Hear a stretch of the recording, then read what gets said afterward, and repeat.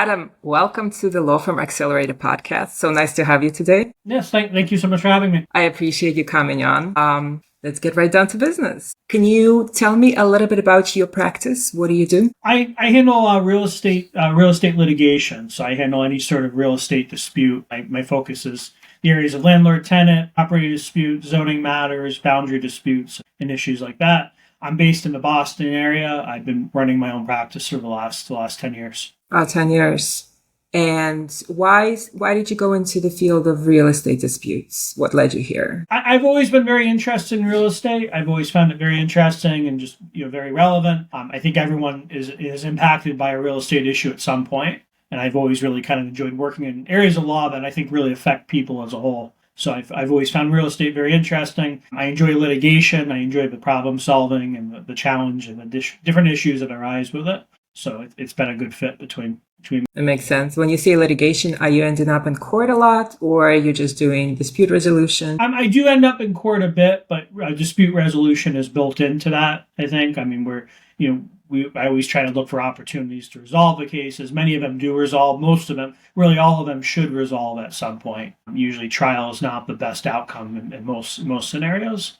So dispute resolution is a very big part of any litigation practice, but it's certainly mine. Do you tend to represent landlords, tenants, or third parties? I represent more landlords, but I do represent tenants as well. I think it's a good balance between the two to have perspective on both sides of the issues, both sides of these claims. And what are the hot cases right now? What would you say is the biggest kind of dispute between landlords and tenants at the moment? I mean, it tends to be, for landlord and tenant, the bigger issue is usually a situation where a tenant isn't able to pay rent. That's probably the biggest scenario. It brings people into cases, but there's also the different scenarios of problems with conditions of apartments or tenants not receiving a security deposit back or disputes like that. We tend to see a lot of the same issues kind of pop up in different scenarios. Yeah, that makes sense. So why did you decide to start your own law firm? Why not work for somebody else? I had worked as a staff attorney for a nonprofit organization that eventually had to shut down. So I was in a position where I needed to kind of make my next move. And I had been looking at while doing my own practice. I've always kind of enjoyed working for myself and thought it'd be a good fit. It's been a really good ride so far. I really enjoy it. It has a lot of challenges at times, but it's been very rewarding. And being able to do my own practice areas, find my own clients, and really kind of work on my own terms. Yeah, the freedom is nice, right? It is very nice, yeah. So a lot of people I talk to are interested in growing their firm and having more people under them. And in our pre-interview, you mentioned you're actually quite happy with where you are. Tell me, how did you get to that point? And, why the difference between a lot of other people and yourself? I think some firms grow too quickly, in my opinion. I think there's always a push, and I hear it a lot when I've gone to a lot of different bar events and social events that, usually that's one of the first people ask, when are you going to hire associates and bring people on? I think there's always an expectation that a solo practice has to become a medium-sized firm or a large firm at some point. But I think it really changes the dynamic of how you practice. When you start bringing on staff and attorneys, your overhead increases, which means your rates to some extent have to change. Your equipment, your subscription services, your office space.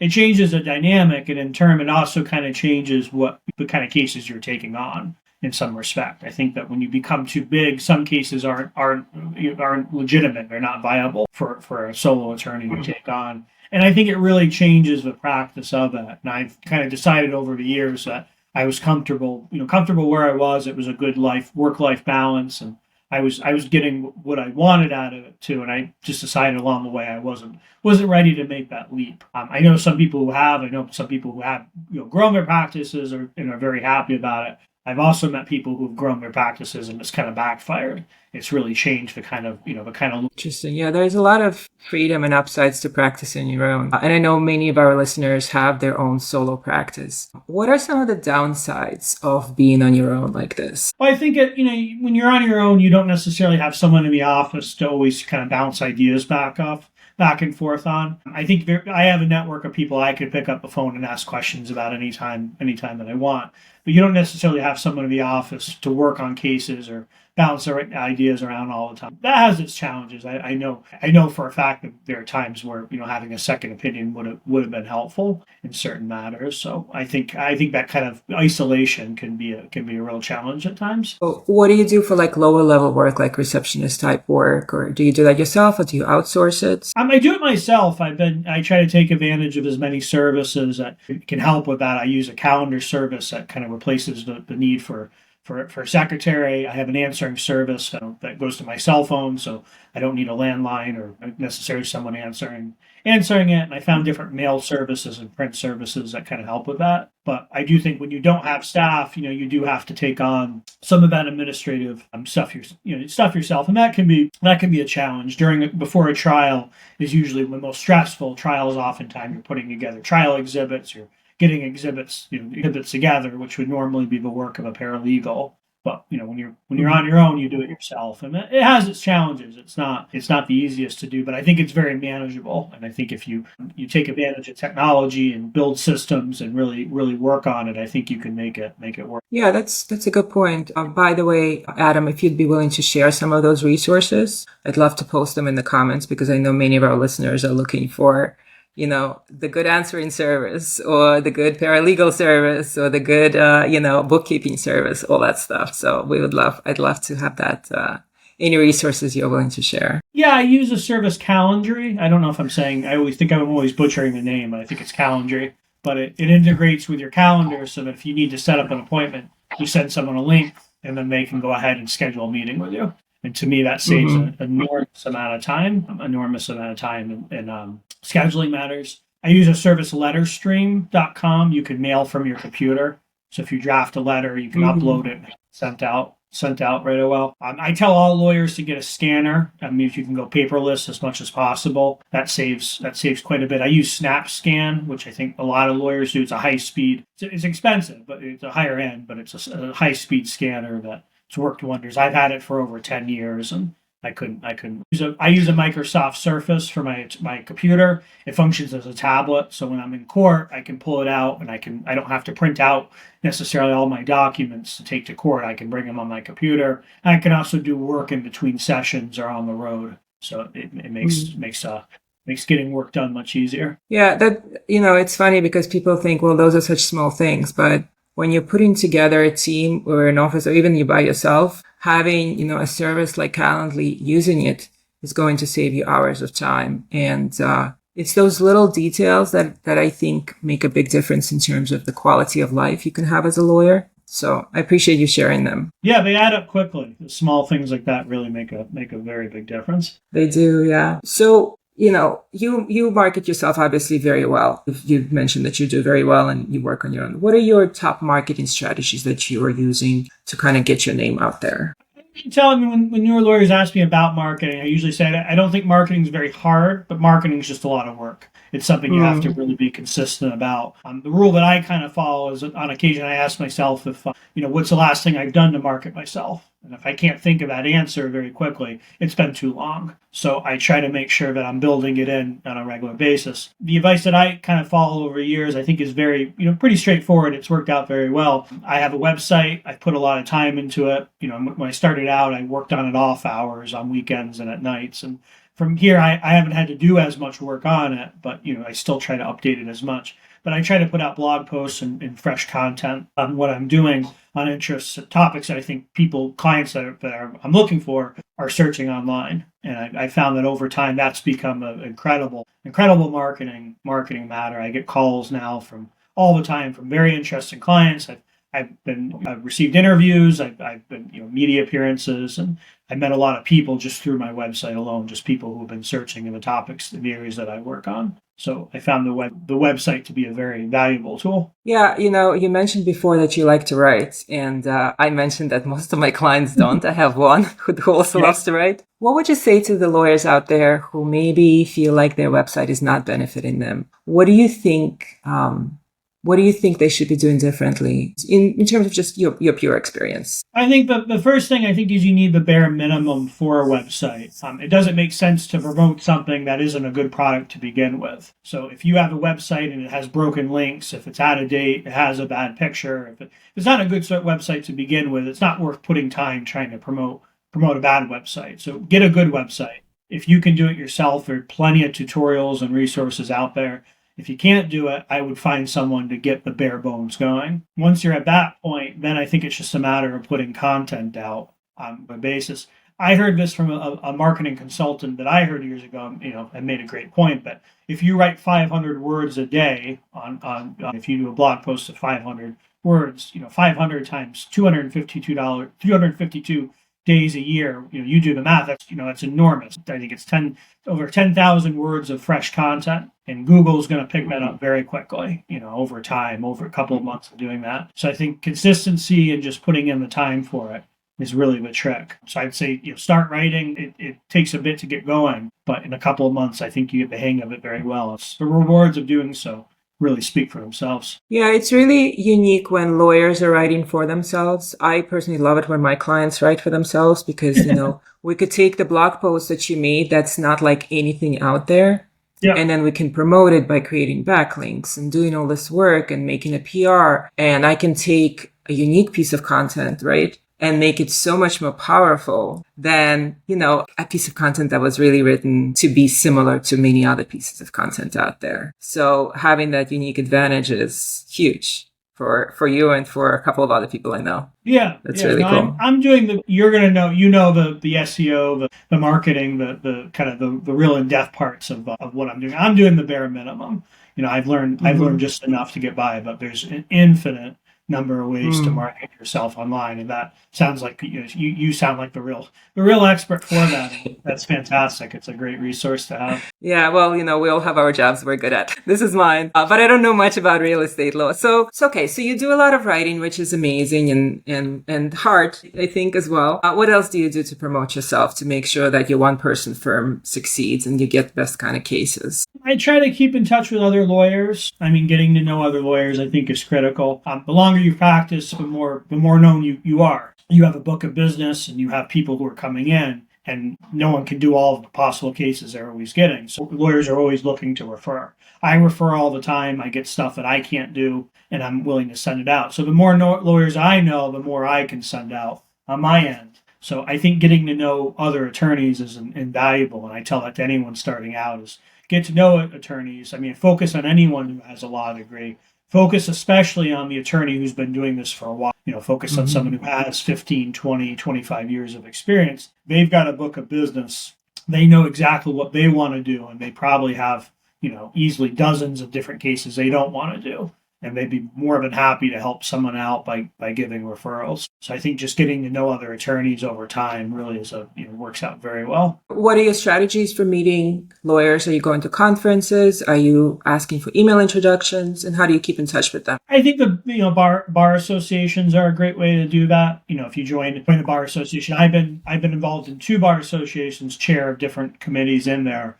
Anytime I've been involved, we're always looking to do events. We're always looking to get people involved. So if you show up there very quickly, you're going to get to know people and get put into doing something. And that's a great way.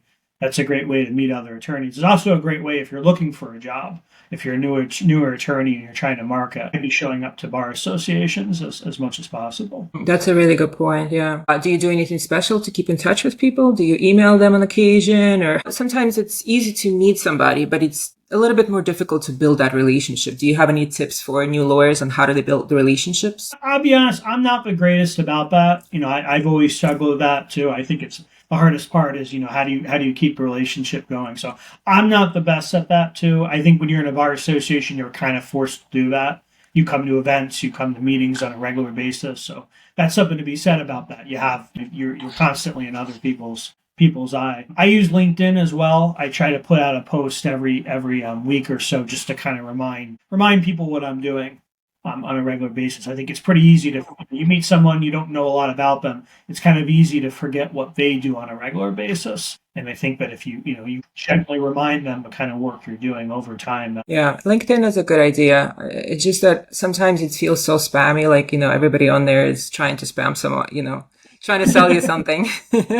Yeah, that's the truth. So I think you have to try to put out original content on LinkedIn. So you're going back to the writing stuff. Yeah, I think it is a short blog post of, 15 minutes, a quick post about what's going on. Are there any other social media you like to use to promote yourself? Everyone's on Facebook. I don't really promote myself on Facebook. I mean, I've heard of some people who've had luck at it. I don't think it really works well for my at least for what I'm doing. So no, I tried YouTube for a while. I think YouTube's a little too much work for marketing. I think it's a great marketing idea for certain places, but I think creating YouTube videos is just too time intensive. At least for my purposes. Yeah, it certainly can be. So you do a lot of writing, you do some LinkedIn posting, you do some networking, or a lot of networking, it sounds like.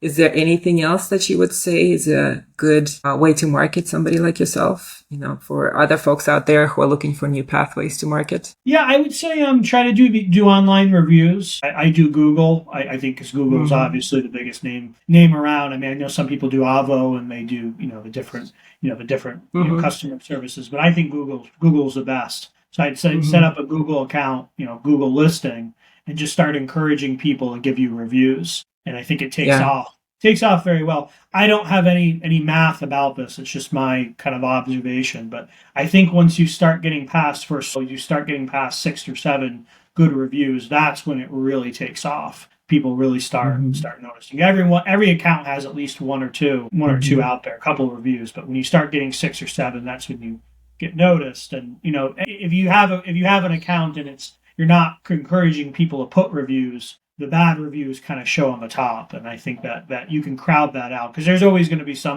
a disgruntled, potential client who wants to put up something on there or some bad experience. And you can crowd that out very easily by getting good reviews, encouraging people to do that. That's a great tip. You certainly have good basic SEO knowledge that a lot of people don't. You mentioned before that you ask everybody who you work with for a review. So I'm going to share a little tip with you and our listeners. According to Google's terms of use, you can actually ask for a review from anybody who's had a professional interaction with your company. So if somebody called you for a free, if somebody calls you for like a free consultation, you can ask them, even though I can't handle the case, if you felt that this was helpful, please leave me a review. You can ask for a review from your colleagues, anybody who's had professional interaction. They don't have to be your client. Even if they just, spoke to you for 5 minutes, technically, they can give you a review. So that gives you a whole new source of reviews, especially if you are probably getting a lot of calls from people like just asking for free advice. I'm sure that happens a lot. Yeah, it certainly does. And the other tip I would give too is I think all the time, a friend or family member will have someone who has an issue and they ask you to spend a few minutes on the phone. You go ahead, and oftentimes I'm able to help them and answer the question. They very graciously always want to pay, and I'm not going to take their money. But the quick follow up to that is if you can leave me a review online, that'd be passing. Yeah. They're thrilled because they want to help you somehow. They're going to write you a perfect review, and actually it's better than payment, because a 5-star review is worth its weight, 10 times over. Yeah. And so your guess about the algorithm is correct. I estimate about 65% of the algorithm on the Google My Business list, the Google Business profile, is due to the reviews. So most of it is due to your proximity to the searcher, but more of it is, not most of it, like about 35% is due to your proximity to the searcher. And then probably 35% is due to how many reviews you have. And good reviews. So the other thing that a lot of people don't realize is the keywords that somebody uses in the review, such as, let's say, real estate attorney or, foreclosure attorney or whatever the case may be. When somebody searches for those keywords, you're much more likely to come up with those keywords are actually in your review, naturally, of course. Oh, wow. So, yeah. So you can, if you ask people to leave more specific reviews, that can kind of help. It can help you show up more. Interesting. So what are your goals for the future of your practice? I know you're happy. Are you just looking to stay where you are? Are you looking to do something different? Are you looking to grow? I'm actually very, very happy with where my practice is. Everyone got hit during COVID, but I came out of COVID in very good shape, and I've had very good years after. So I'm very happy where I am. I'm just kind of hoping to continue as is and see where the future leads. I gotcha. For folks out there who are trying to figure out should they venture out on their own or, stay in a firm, or maybe, they're just graduating, what was your process like for deciding to open your own law firm? What was the decision? What was the sort of, the negative and positive behind it? And why did you end up doing it yourself? Yeah, I built up to it slowly. I thought that was where I was headed. So I got a logo, I got insurance, I kind of started setting it up. And that's one thing that if you're looking to go out on your own, you can do a lot of those things in advance. If you see yourself heading in that direction, a lot of the build up for that can be done, off hours. It can be done weekends and evenings. And I think getting the bare bones together can really help you later on, determining, for example, what practice management system you're going to use. What, if you're going to when you take on a client, what's your fee agreement going to be? What's your protocol for payment? All that can be determined ahead of time, and that really makes it very expeditious, because when you hit the ground running, you have to really get into the marketing. You have to obviously get into the running of the practice, but a lot of that can be done in advance. So I started that out, and I was in a position where I had to kind of go out of my own circumstances. Having that in place was very helpful. So that's what I would say is if you're in a position where you can kind of, gradually lead up to a launch, that's very helpful. If you're in a position where you can actually start your practice on the side and, start it out slowly, that would be even better. It may not be practical in some cases, but, if you're a brand new attorney and maybe you have a side job and you're kind of working to get the practice going, I think that's even better if you're in a position to do that.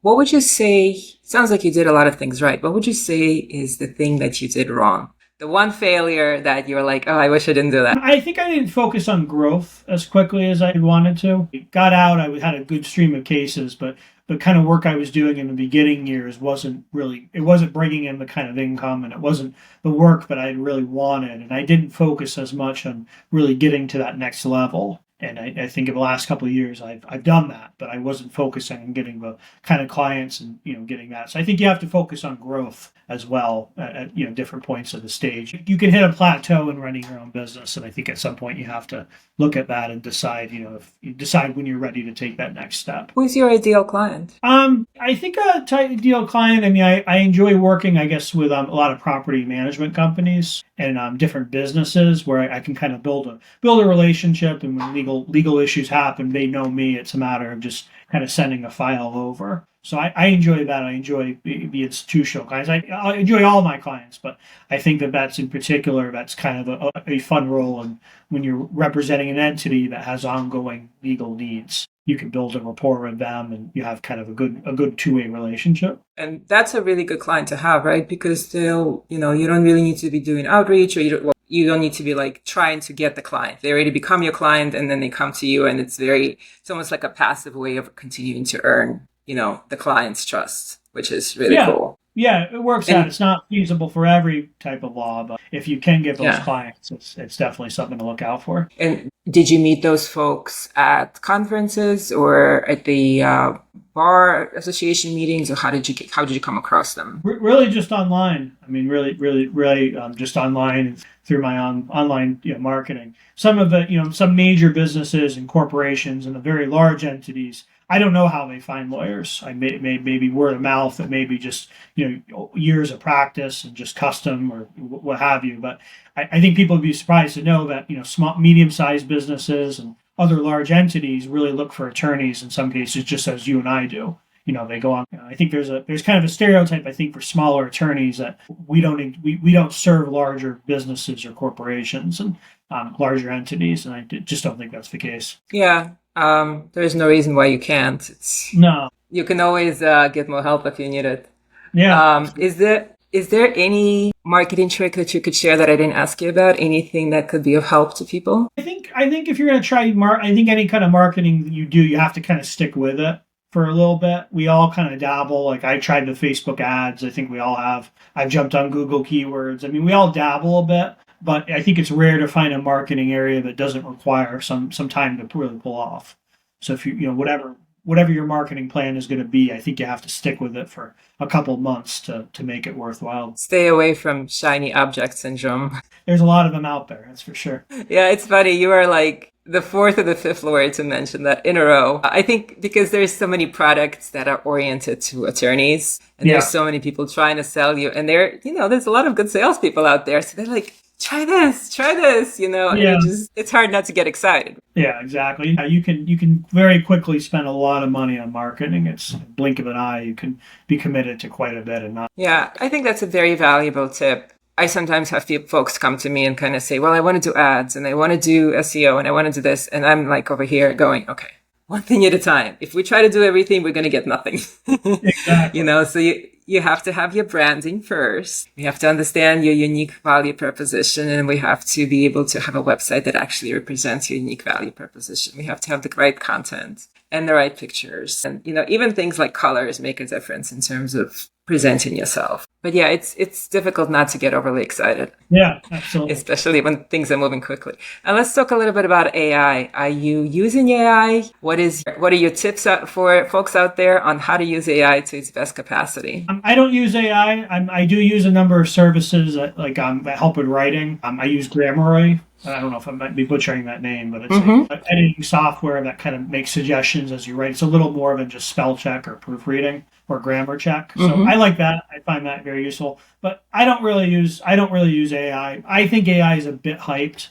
I think I think there's a lot of emphasis on that. I would tell lawyers to be a little careful about getting into it. Here in Massachusetts, there was a story about an attorney who used AI in writing a brief and got sanctioned for it. AI was pulling out sites and stuff that he got in a lot of trouble for it. So I would be careful. With AI. Same goes with blogging too. I could very easily see an AI post for a blog that just doesn't sound authentic and doesn't. Yeah, I have a story about that. I had a client right after it came out. He sends me this article, and I'm like, and I don't normally check clients, sources, but I was like, something about this doesn't feel right. And there's all these cases cited, and I'm like. And I'm clicking on it and it's not working. And I'm like, let me go Google this. I'm like, did you check these cases? He's like, oh, wait, don't post that. Don't post it. Because it sounded so good. It was perfect cases. It was perfect case law for what he was writing. Yeah. Yeah. You got to be careful with the technology. You got to be very careful. I appreciate you joining me today, Adam. This was super helpful. And I'd love to, if you can think of any additional sources for our listeners, I would love to hear them. Stay with me because we need to finish uploading this. And I will see you guys next time.